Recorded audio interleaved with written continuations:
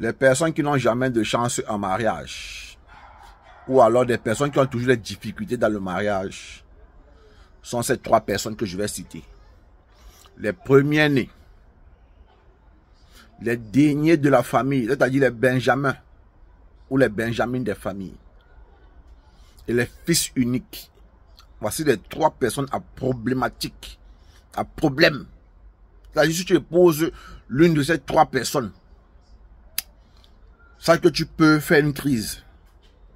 Tu peux faire une crise si tu n'es pas dur, si tu n'es pas déterminé, si tu n'es pas homme ou alors si tu n'es pas femme. Ça va dans les deux sens. Hein? Une femme qui épouse ces gens-là ou alors un homme qui épouse ces catégories de personnes-là. Les premiers ne sont des personnes naturellement qui ont des responsabilités dans les familles. Ce sont des personnes qui sont toujours appelées à tenir la famille haut. Ce sont des personnes qui portent la famille. On ne les a rien demandé, mais eux, dans leur cœur, ils savent qu'ils doivent soulever la famille. Voilà pourquoi ils sacrifient souvent leur couple au bénéfice de la famille.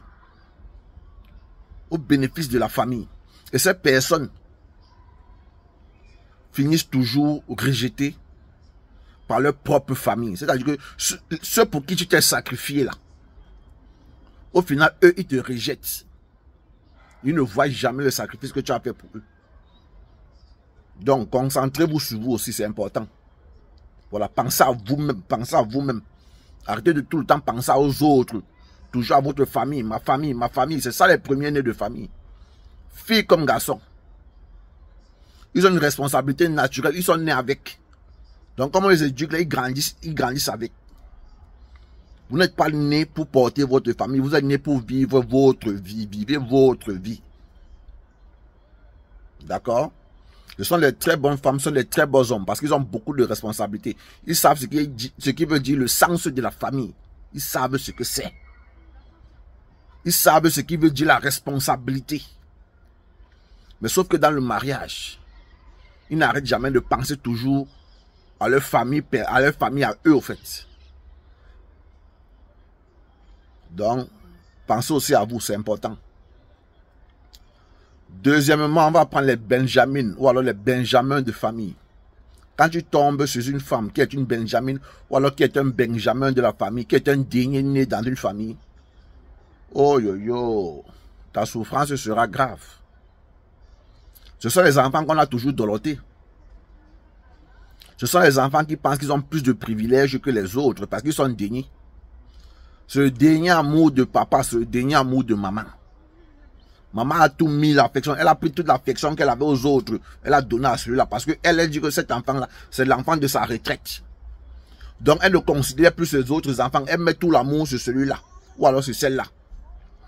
Que vous ayez l'argent comme n'importe quoi. Que vous faites plaisir à vos... Sois même capable de faire plaisir à tes parents comme tu veux.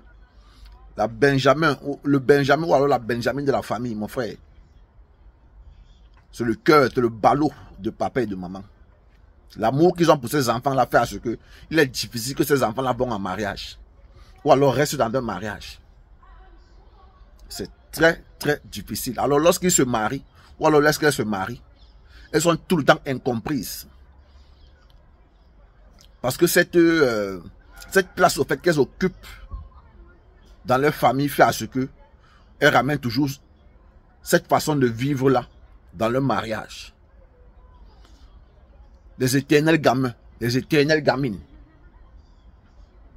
Toujours dans les enfantillages. Tu ne peux pas les faire asseoir pour les parler sérieusement. Non, ils ne connaissent pas le sérieux dans la vie. Tout pour eux, c'est l'amusement.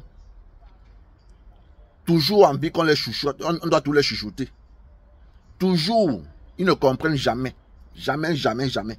Tu fais tout, tu vas tout faire. Rien. Donc si tu n'as pas le cœur, si tu n'attrapes pas ton cœur comme les parents, donc si tu n'as pas le cœur pour les aimer comme les parents les aimaient, c'est mort, ça va pas durer. Vous allez vous gâter. Oui, vous allez vous gâter. Donc les benjamines, arrêtez l'enfantillage, les benjamines, arrêtez vos enfantillages, les trucs que les parents vous ont donné là. Arrêtez ça. Comprenez qu'aujourd'hui vous êtes des majeurs, vous êtes des grandes personnes et que vous avez aussi une vie à vivre. C'est-à-dire que vous devez être capable de mettre ces enfantillages sur le côté. Et comprendre que votre mari ou alors votre femme n'est pas votre mère ou n'est pas votre père. c'est votre femme, c'est votre mari.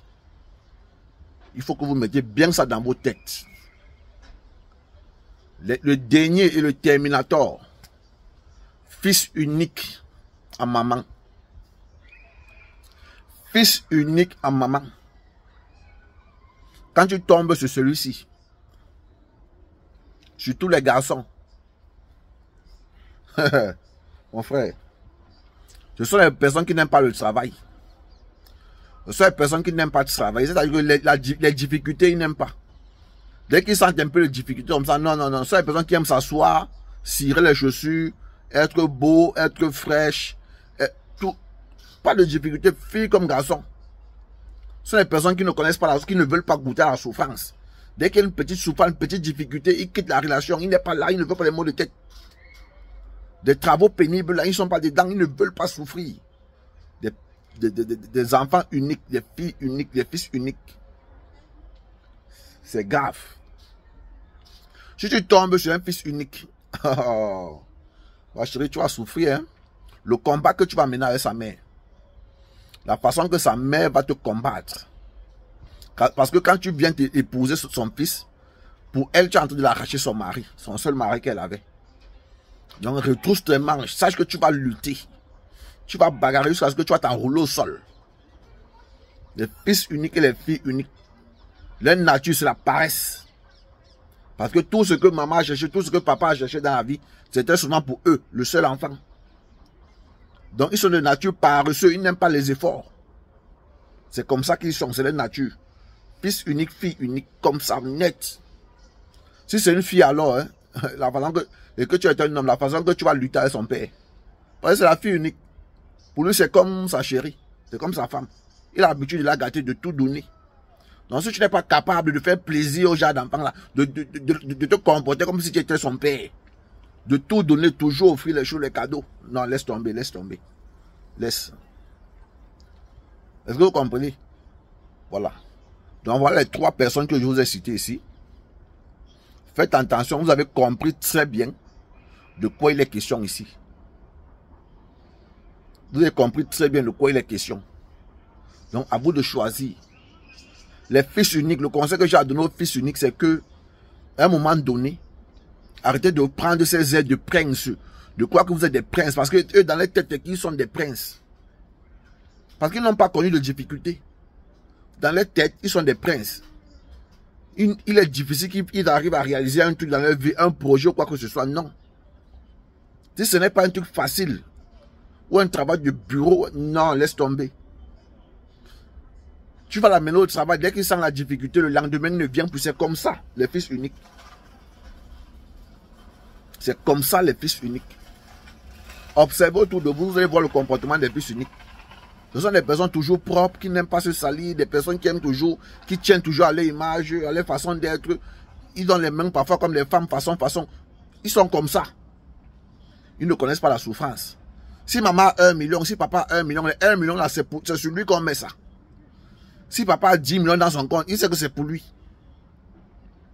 Ou alors il sait que c'est sa part. C'est comme ça.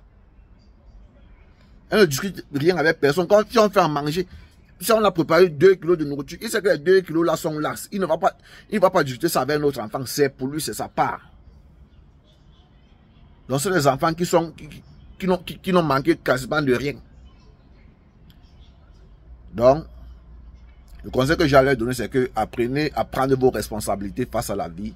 Il faut que vous preniez vos responsabilités. Nous, comme ça, qui sommes nés au milieu là, nous, on a toujours lutté. On a toujours arraché les morceaux de viande depuis de la bouche de nos frères pour manger. Oui. Donc, on a l'esprit combattant parce que nous sommes au milieu. On a l'esprit de la compétition. On lutte comme des lions pour s'en sortir. Donc, quand une femme tombe sur les gens qui sont au milieu là, toujours au milieu là, pas premier, pas dernier, au milieu là, c'est que tu as le jackpot, c'est que tu as choisi la bonne personne. Oui, c'est comme ça. C'est que tu as choisi la bonne personne. Les personnes qui sont toujours au milieu, entre deux là. Oui, tu as choisi la bonne personne. C'était Bazoti. Abonnez-vous pour les nouveaux. Ciao, ciao.